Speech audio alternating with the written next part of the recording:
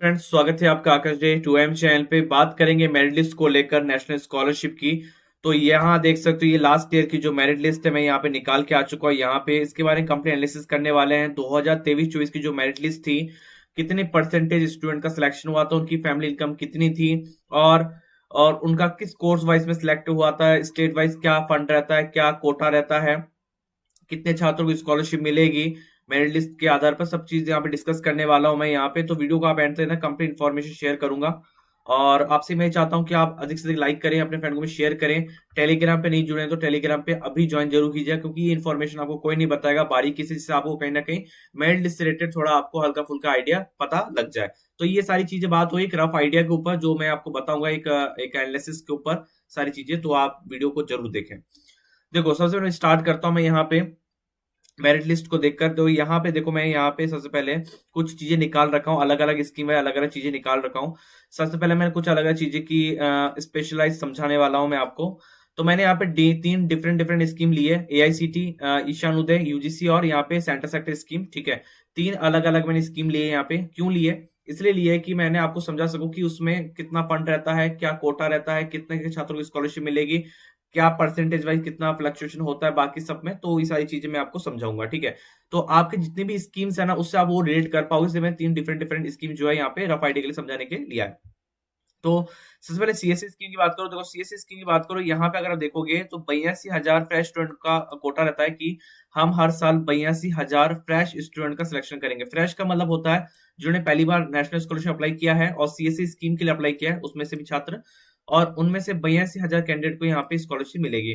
मतलब है कि सपोज करो कि अगर मैं मानता हूँ यहाँ पे, अगर फॉर्म जो है यहाँ पे 2 लाख अगर फॉर्म आ जाते हैं यहाँ पे, सपोज करो 2 लाख फॉर्म जो है वेरीफाइड हो जाते हैं। 2 लाख फॉर्म वेरीफाइड होने के बाद 82,000 स्टूडेंट को यहाँ पे स्कॉलरशिप मिलेगी। तो मतलब मेरिट लिस्ट का अच्छा खासा रोल रहेगा उसमें। अगर बात करूं, क्योंकि सीएसएस में ऐसा रहता है कि अगर आपका स्टेट वाइज जो मेरिट लिस्ट आती है, सपोज करो कि 78 में सिलेक्शन हुआ है, तो उसके स्टेट वाइज जो भी नाम आता है तो वो सीएसएस स्कीम के लिए एलिजिबल हो जाता है। आप सीएसएस स्कीम के लिए एलिजिबल हो, आप अप्लाई कर सकते हो। ठीक है, तो जो कट ऑफ रहती है ना अप्लाई करने की, उससे यहाँ पे जा देता है। सपोज करो कि आप जनरल कैटेगरी में थे, आपका नाम आया स्टेट में 82% के ऊपर। ठीक है, आप सीएससी स्कीम के लिए एलिजिबल हो गए, आपका नाम दिख गया यहाँ पे। तो जरूरी नहीं कि आपका 82 है तो आपका सिलेक्शन हो ही जाएगा एनएसपी मेरिट लिस्ट पे सीएसएस में, क्योंकि यहाँ पे 82,000 का सिलेक्शन होगा। तो यहाँ पे बात करो ना, हो सकता है 82 पे आपका सिलेक्शन हो जाए, हो सकता है 84% पे चला जाए, हो सकता है यहाँ पे 80 तक भी चला जाए। ठीक है, डिपेंड करता है, काफी क्राइटेरिया के ऊपर डिपेंड करता है वो सारी चीज। आपकी फैमिली इनकम मैं बता देता हूँ यहाँ पे क्या क्या फैक्टर होते हैं जो यहाँ पे आपको जानना बहुत जरूरी है। तो सबसे पहले जब बात करते हैं यहाँ पे आपकी फैमिली इनकम। ठीक है, आपकी फैमिली परसेंटेज के साथ आपकी फैमिली इनकम भी देखी जाती है। सपोज करो आपकी 85% है, आपकी फैमिली इनकम मान लो कि 6 लाख रुपए है। तो क्या आप मानते हो, सपोज करते हो कि 6 लाख रुपए है और बाकी लोगों की जो इनकम है वो 2 लाख, 1.5 लाख, 50,000, 70,000, 90,000 है ये, तो आपको क्या स्कॉलरशिप मिल सकती है? आप खुद सपोज करो जिसकी इनकम हाई है। ठीक है, दूसरा केस हो गया जिसकी परसेंटेज 70 है। ठीक है, वो भी एलिजिबल है सीएससी स्कीम के लिए, लेकिन उसकी फैमिली इनकम जो है यहाँ पे 60,000 रुपए है। उसकी फैमिली इनकम है 60,000 रुपए। ठीक है, तो अब बताओ किसको यहाँ पे स्कॉलरशिप मिलने के चांस है? सबसे ज्यादा स्कॉलरशिप मिलने के चांस होंगे 70% वाले को, क्योंकि इसकी फैमिली इनकम बहुत कम है। ठीक है, तो इस चीज को भी देखा जाता है, क्योंकि स्कॉलरशिप जो है परसेंटेज, फैमिली इनकम, फंड, ये सारी चीजें के आधार पर भी डिपेंड रहता है। ठीक है, तो पहला मैंने आपको समझा दिया। दूसरा चीज बात करता हूँ, देखो रिजर्वेशन का। रिजर्वेशन का बहुत बड़ा रोल रहता है। अगर आप जनरल, ओबीसी, एससी, एसटी रहते हैं तो रिजर्वेशन का बहुत बड़ा रोल रहता है। तो इसके हिसाब से आपकी जो रिजर्वेशन के हिसाब से मेरिट लिस्ट बनती है। तीसरी चीज, अगर यहाँ पे आप फीमेल है, सपोज करो कि आपने फीमेल, आप गर्ल्स है, तो गर्ल्स के लिए सबसे अच्छा ये है कि 50% बॉयज के लिए सीट रिजर्व है, 50% गर्ल्स के लिए जीरो। मतलब है कि 82,000 जो कोटा है उसमें 50% बॉयज के लिए होगा, 50% सिलेक्शन गर्ल्स के लिए होगा। तो दोनों को समान अधिकार यहाँ पे मिल रहा है, तो कोई भी यहाँ पे दिक्कत वाली बात नहीं है। ठीक है, रिजर्वेशन में समझा दिया। अब बात करता हूँ मैं डिफरेंट स्कीम लेके चलता हूँ। डिफरेंट स्कीम लेके चलता हूँ मैं एआईसीटी को लेकर। जो एआईसीटी जो प्रगति स्कॉलरशिप है, जहाँ सक्षम सवाल स्कॉलरशिप है, उसको मैं समझाने की कोशिश करता हूँ जिससे आप रेट कर पाओगे। तो इस स्कॉलरशिप में क्या होता है कि स्कॉलरशिप का अमाउंट बहुत हाई रहता है। तो इसमें क्या होता है, 10,000 स्टूडेंट को सिलेक्ट किया जाता है। कितने? 10,000 स्टूडेंट को सिलेक्ट किया जाता है हर साल। इसमें नहीं, 5,000, इसमें 5,000 स्टूडेंट को सिलेक्ट किया था। I am sorry for that, क्योंकि 5,000 स्टूडेंट को सिलेक्ट किया था एआईसीटी प्रगति स्कॉलरशिप में, जो भी आपको लिस्ट भी दिखाऊंगा मैं आपको। तो मैं आपको सबसे पहले लिस्ट दिखा देता हूँ।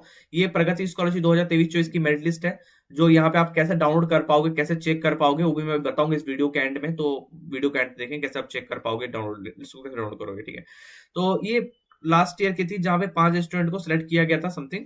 तो अब इसमें मैं आपको बता क्यों रहा हूँ, ये क्यों सिलेक्ट किया जाता है 5 स्टूडेंट को, क्योंकि ये बड़ी स्कीम्स है। इस स्कीम का अमाउंट जो है 50,000 रुपए होता है। जी हाँ, 50,000 रुपए होता है। जितनी ज्यादा बड़ी स्कीम्स उतने ज्यादा सिलेक्शन के चांसेस जो है वो थोड़े कम हो जाते हैं। उसमें 5,000 परसेंटेज, 5,000 स्टूडेंट सेलेक्ट होगा, जैसी बात है परसेंटेज थोड़ी हाई जाएगी। अब परसेंटेज कितनी जाएगी लास्ट, अगर प्रगति स्कॉलरशिप की बात करूँ तो मैं अगर बात करूँ जो बड़ी स्कीम्स होती है उसमें सिलेक्शन होने में 75% में भी सिलेक्शन हो जाता है। और क्या बोलते हैं, और 90% में भी सिलेक्शन होता है, 85% में भी सिलेक्शन हो जाता है। अगर आपकी परसेंट, मोटा मोटा आंकड़ा बताऊं, अगर आपकी परसेंटेज 75% से ऊपर है, बड़ी स्कीम अप्लाई किया है जिसमें स्कॉलरशिप 50,000 रुपए है या 1 लाख रुपए है, यहाँ पे 1.5 लाख रुपए, तो 75% से अगर आपकी सॉरी 75% तक आपकी ऊपर है और आपकी फैमिली इनकम कम से कम है और आपको कोई रिजर्वेशन कास्ट में बिलोंग करते हैं, तो डेफिनेटली आपके चांसेस बढ़ जाते हैं कि आपका सिलेक्शन हो जाएगा। अगर आप एक जनरल कैटेगरी में हैं और आपकी फैमिली इनकम भी थोड़ी हाई है, मतलब 3 लाख 4 लाख से ऊपर है, तो चांसेस ये बनते हैं कि 90 आपका हो, या एटलीस्ट आपका 90% ऊपर हो, तब जाके आपके सिलेक्शन बन जाते हैं बड़ी स्कीम्स में कि आपका सिलेक्शन होगा। मैं बात कर रहा हूँ बड़ी स्कीम जिसमें 50,000 रुपए या 1.5 लाख अमाउंट मिलता है। छोटी स्कीम्स में चांसेस हो जाते हैं, इसमें बहुत ज्यादा आपका क्राइटेरिया रहता है, स्लॉट से बहुत सारी होती है, तो वो चीजें हो जाती है, ठीक है। लेकिन बड़ी स्कीम्स में कहीं ना कहीं 90-95% भी देखने को मिलता है ये आंकड़ा, ठीक है। अब मैं एक और स्कीम लेके चलता हूँ, ईशान उदय। ईशान उदय में स्कॉलरशिप मिलती है आपको 80,000 रुपए की स्कॉलरशिप, ठीक है। मतलब आपको साल में 80,000 रुपए की स्कॉलरशिप मिलेगी ईशान उदय में, और 10,000 स्टूडेंट को सिलेक्ट किया जाएगा। तो इसमें भी करीबन वही है, बड़ी स्कीम से 80,000 रुपए है। तो इसमें अगर परसेंटेज की बात को, लास्ट ईयर जो परसेंटेज गया था यहाँ पे, वो होने में अगर बात करूं जनरल कैटेगरी में तो 80-85 के आसपास गया था, 85-80-85 के आसपास। फैमिली इनकम कम होनी चाहिए, रिजर्वेशन का फर्क पड़ता है। और बात करूं तो एलिजिबिलिटी क्राइटेरिया को लेकर कि यहाँ पे भी कोर्स वाइज यहाँ पे स्कॉलरशिप मिलती है, जो नॉर्थ ईस्ट रीजन को मिलता है, जैसे असम हो गया, त्रिपुरा हो गया, ठीक है। इनमें इस छात्रों को स्कॉलरशिप दी जाती है। तो 10,000 स्टूडेंट को सिलेक्ट किया जाता है, जो कम नहीं है, एक तरह से मैं कहूंगा कम बिल्कुल भी नहीं है, कम बिल्कुल मैं समझिएगा, क्योंकि अच्छा खासा स्कॉलरशिप जो है हर स्कीम में डिस्ट्रीब्यूट किया जाता है। अब मैंने आपको 3 कारण बता दिए जो स्कॉलरशिप डिपेंड करता है। सबसे पहले आपकी फैमिली इनकम, परसेंटेज और रिजर्वेशन, ये बहुत बड़ा डिपेंड करता है। और दूसरा चीज स्लॉट, आपकी स्टेट वाइज स्लॉट्स कितना है। अगर मैं एक चीज को आंकड़ा लेके चलूं, मैं अगर एक ग्राफ आइडिया लेके चलता हूँ स्लॉट्स को लेकर, तो मैं आपको एक स्लॉट समझाने की कोशिश करता हूँ मैं आपको, जिससे आपको कहीं ना कहीं आइडिया हो जाएगा वो स्लॉट्स क्या चीज है, ठीक है। तो मैं ये इसको एआईसीटी निकाला। अब एआईसीटी में अगर आप देखोगे ना, यहाँ पे एक स्लॉट्स बटे हुए कि आंध्र प्रदेश में हमें 328 स्टूडेंट सेलेक्ट करना है, बिहार में 84, चंडीगढ़ में 50, इसमें इतने, गोवा में इतने, ठीक है। ऐसे मतलब स्लॉट बनाए गए हैं। इन स्लॉटों के आधार पर भी कभी कभी चयन होता है कि आपकी स्टेट वाइज में कितने स्कॉलरशिप, कितने एप्लीकेशन आए हैं, कितने स्टूडेंट को सिलेक्ट करना है, एक स्टेट वाइज जो है वो पता लगता है। जो इस ऐसा कंप्लीट इन्फॉर्मेशन जो है वो मिनिस्ट्री साइड से रहता है, जो हम आरटीआई लगाएंगे तो उससे निकल के सारी चीजें आएगी।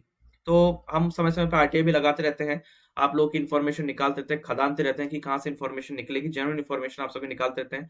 क्योंकि आप सबको पता है थर्ड फेज चल रहा है। फर्स्ट फेज में स्कॉलरशिप का पेमेंट आया दिसंबर में, हमने बताया आपको, अपडेट दी किस किस स्टूडेंट का सिलेक्ट हुआ है, किस किस स्टूडेंट का पेमेंट मिला है रिन्यूअल में। सेकंड फेज बताया जनवरी में हुआ। थर्ड फेज जो चल रहा है अभी, और जो अभी मेरिट लिस्ट का जो प्रोसीजर वो स्टार्ट हो गया है, मार्च में कंप्लीट मेरिट लिस्ट जो है यहाँ पे आने के चांसेस है, खासकर सीएसएस स्कीम का।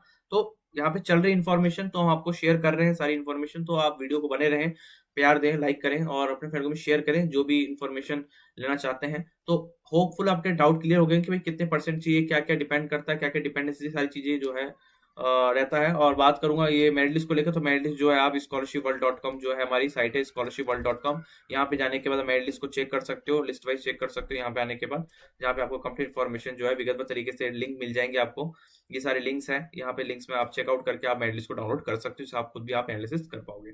धन्यवाद।